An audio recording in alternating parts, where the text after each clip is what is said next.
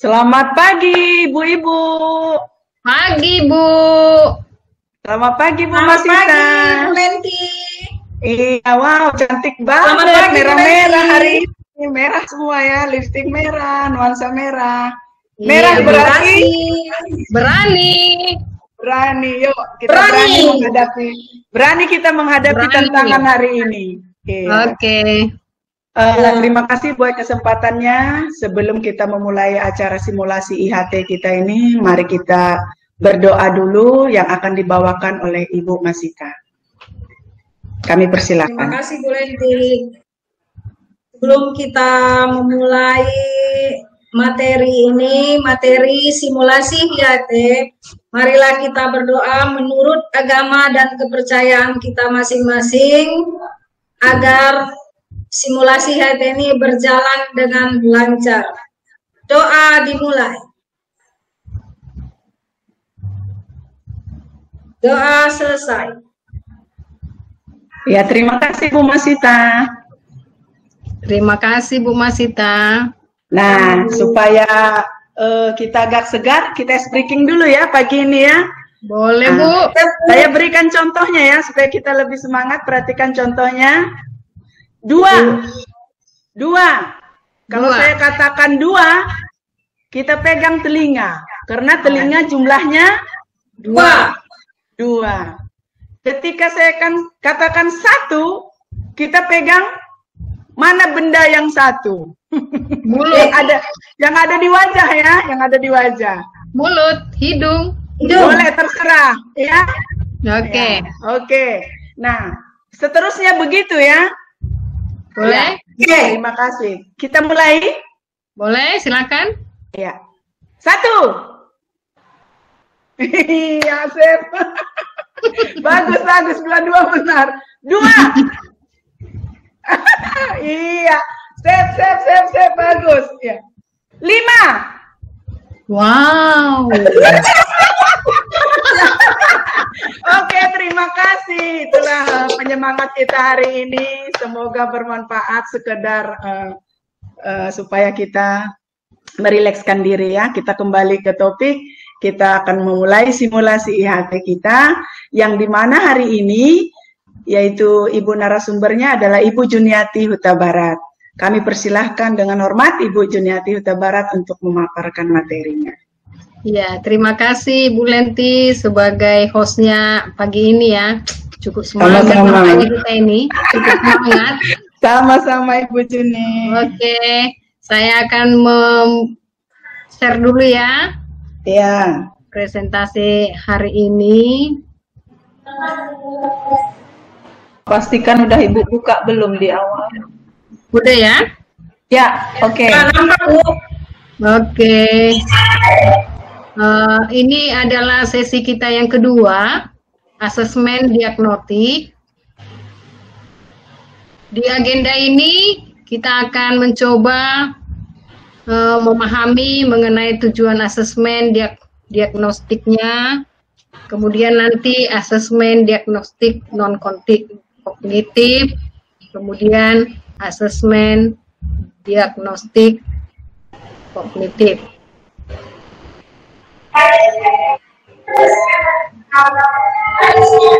Oke, kita mulai dari pembahasan tujuan asesmen diagnostik ya, Ibu-ibu.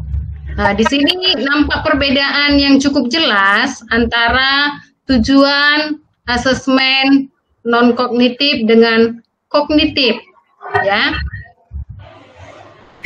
Yang pertama, secara umum dia tujuan non-kognitifnya itu mengetahui kesejahteraan psikologi dan sosial emosi siswa.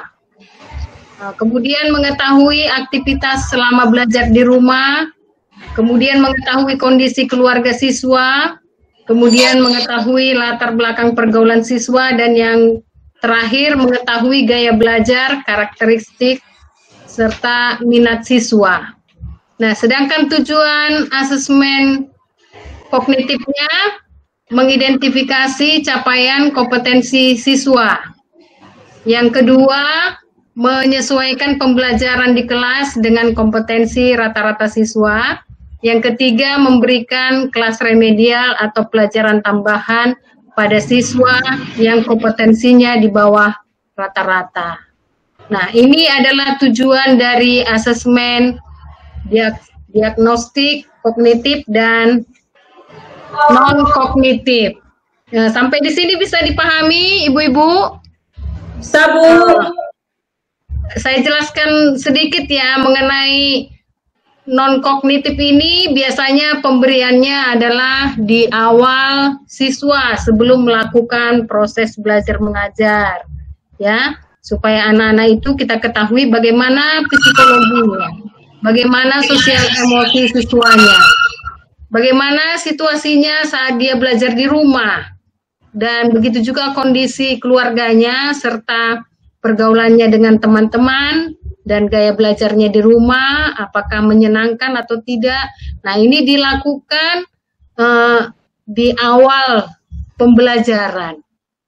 Nah, berbeda dengan yang kognitif. Kalau kognitif dia dalam proses pembelajaran itu berlangsung, nah di situ dilakukan kognitif ya kepada siswa itu. Jadi bukan di awal, tetapi di dalam proses dan bahkan sampai ke akhir proses pembelajaran. Nah, di sini nanti akan kita memperoleh bagaimana capaian kompetensi siswa itu selama pembelajaran. Ya, kemudian apakah perlu siswa itu remedial dalam kompetensi yang dia jalani, atau mungkin sudah cukup, sudah lulus dia dalam pembelajaran, sehingga kalau sudah lulus tentunya tidak perlu remedial ya Ibu-Ibu. Itu mengenai kognitif, tujuan dari kognitifnya. Nah, kemudian kita akan menyampaikan mengenai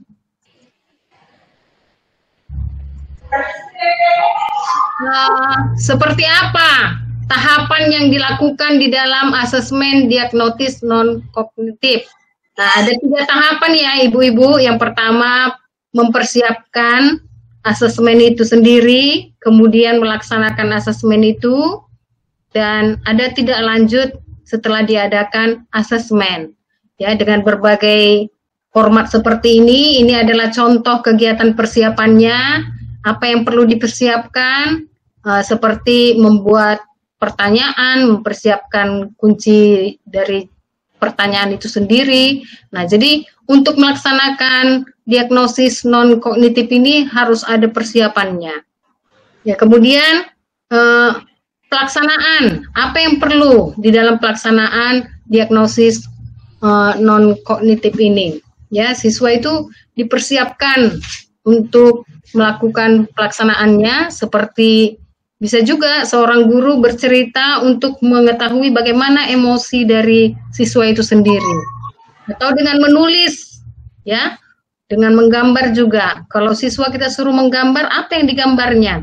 Kalau yang digambarkan adalah tentang sesuatu yang menyenangkan, berarti emosi si anak itu emosi menyenangkan tentunya ya, Ibu-Ibu. Nah, yang ketiga mengenai asesmen diagnosis non-kognitif ini mengenai strategi tanya jawabnya. Ya, kalau kita tentu ada umpan balik yang harus kita terima dari siswa itu sendiri. Ya, saat kita bertanya, saat siswa itu menjawab, saat siswa itu balik bertanya, ya itu semua harus kita lakukan dengan strategi tanya jawab yang tepat ya, Ibu-Ibu ya. Nah, kemudian tindak lanjut, tadi ada 3 ya tahapan. Yang pertama tadi persiapan, yang kedua pelaksanaan, dan yang terakhir ini tindak lanjut. Tindak lanjutnya ada 3 ini di sini. Yang pertama, identifikasi siswa dengan ekspresi emosi negatif dan diajak berdiskusi 4 mata. Yang kedua, menentukan tindak lanjut dan mengkomunikasikannya dengan siswa itu serta dengan orang tua mereka bila diperlukan. Yang ketiga, pelaksanaan asesmen non-kognitif pada awal pembelajaran. Jadi asesmen diagnosis non-kognitif ini sangat diperlukan sekali untuk kelanjutan proses dari pembelajaran ya. Nah, jadi setelah dilakukan asesmen diagnosis non-kognitif ini, baru seorang guru itu melakukan pembelajaran. Nah, dalam proses pembelajaran muncullah nanti asesmen diagnostis kognitif. Nah, jadi pelaksanaan dari diagnostis kognitif ini adalah dalam proses pembelajaran, sedangkan diagnostik non-kognitif ini di awal pembelajaran. Itulah yang akan saya sampaikan, yang akan saya paparkan kepada ibu-ibu. Kiranya bisa memahami apa yang saya sampaikan saat ini. Bagaimana, ibu-ibu? Udah buka sesi pertanyaan, Bu. Saya mau bertanya. Oh, iya, sebentar ya, Bu. Atau tadi saya menyampaikan atau memaparkannya terlalu cepat menurut ibu-ibu? Iya, ada sedikit tadi yang kurang paham, Bu. Oke, silakan Ibu Lenti kalau ada yang mau ditanyakan. Ya, terima kasih. Tadi Bu bilang asesmen diagnostik non-kognitif itu tentang emosi siswa ya, Bu ya? Iya, benar, Bu. Ya. Bisa tolong kasihkan contohnya, Bu, kayak mana itu ya, Bu ya, yang maksudnya itu? Oh, itu misalnya kita akan mengajukan pertanyaan ya kepada siswa itu, misalnya, bagaimana keadaanmu sekarang, anak Ibu? Yang menjawab, saya lagi tidak senang hari ini karena nggak dikasih uang jajan sama mama saya. Mungkin itu pertanyaan yang mengandung emosional untuk siswa. Ya, non-kognitif ya, Bu ya. Itu non-kognitif Iya, itu yang terima kasih, Bu Juni. Oke, ada lagi dari Bu Masita mungkin? Pas, pertanyaannya? Pas ya? Pas, Bu. Oke, kalau begitu saya akan mencoba memberikan kuis ya kepada ibu-ibu semua. Semoga kuis ini bisa dijawab dengan benar. Nanti akan saya kasih hadiahnya. Wow, 1 menit Kijang Innova ya, Bu. Oh, bukan Kijang Innova, Fortuner nanti saya kasih ke Ibu ya. Terima kasih ya, Bu. Kalau benar jawabannya. Ya, Buat sebentar kita tim kelompok 2 ya, jalan-jalan ya. Oke, boleh jalan-jalan. Kemanapun kita boleh jalan-jalan. Saya akan coba share yang di kuisnya ya, Bu ya. Ya, silakan, Bu. Ya. Oke. Kuis satunya. Iya. Nah, ini kuis satunya, ibu-ibu. Ibu-ibu akan saya sarankan menyampaikan. Hah? Nggak nampak, Bu. Belum kelihatan. Iya. Nggak kelihatan, Bu.